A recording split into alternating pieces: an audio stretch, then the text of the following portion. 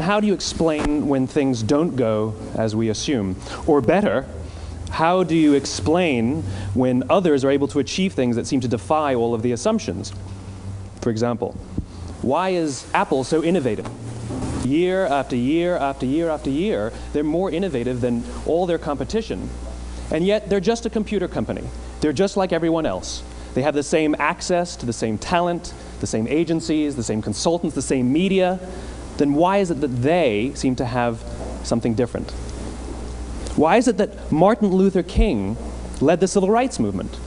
He wasn't the only man who suffered in a pre-civil rights America, and he certainly wasn't the only great orator of the day. Why him?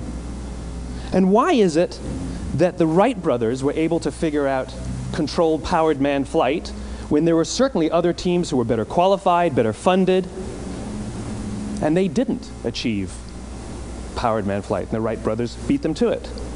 There's something else at play here.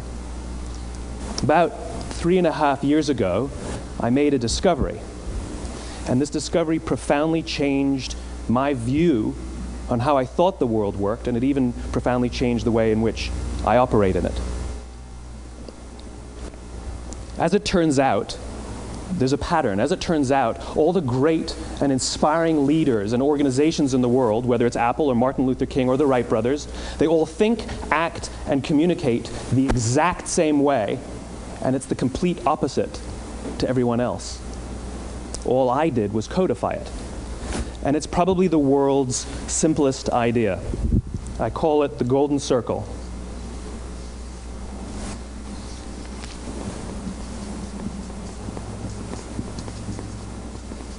Why, how, what? This little idea explains why some organizations and some leaders are able to inspire where others aren't. Let me define the terms really quickly. Every single person, every single organization on the planet knows what they do, 100%. Some know how they do it, whether you call it your differentiating value proposition or your proprietary process or your USP. But very, very few people or organizations know why they do what they do. And by why, I don't mean to make a profit. That's a result. It's always a result. By why, I mean what's your purpose? What's your cause? What's your belief? Why does your organization exist? Why do you get out of bed in the morning? And why should anyone care? Well, as a result, the way we think, the way we act, the way we communicate is from the outside in. It's obvious. We go from the clearest thing to the fuzziest thing.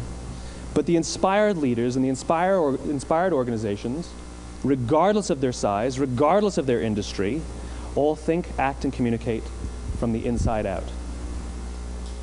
Let me give you an example. I use Apple because they're easy to understand and everybody gets it. If Apple were like everyone else, a marketing message from them might sound like this. We make great computers.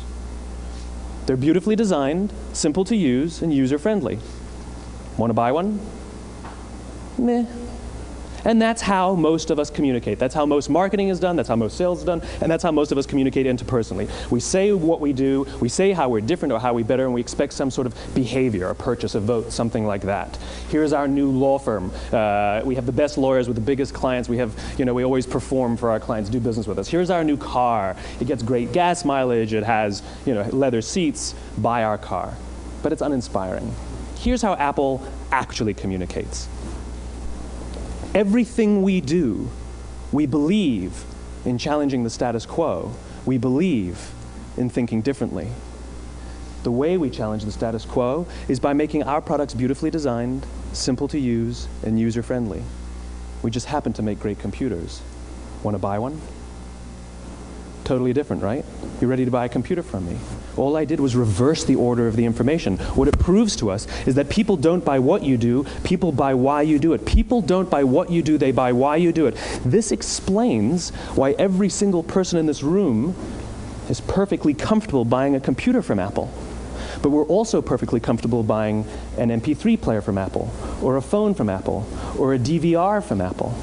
But as I said before, Apple's just a computer company. There's nothing that distinguishes them structurally from any of their competitors. Their competitors are all equally qualified to make all of these products. In fact, they tried. A few years ago, Gateway came out with flat-screen TVs. They're eminently qualified to make flat-screen TVs. They've been making flat-screen monitors for years.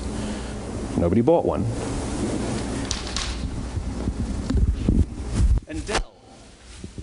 Dell came out with MP3 players and PDAs. And they make great quality products, and they can make perfectly well-designed products, and nobody bought one. In fact, talking about it now, we can't even imagine buying an MP3 player from Dell. Why would you buy an MP3 player from a computer company? But we do it every day. People don't buy what you do, they buy why you do it. The goal is not to do business with everybody who needs what you have. The goal is to do business with people who believe what you believe.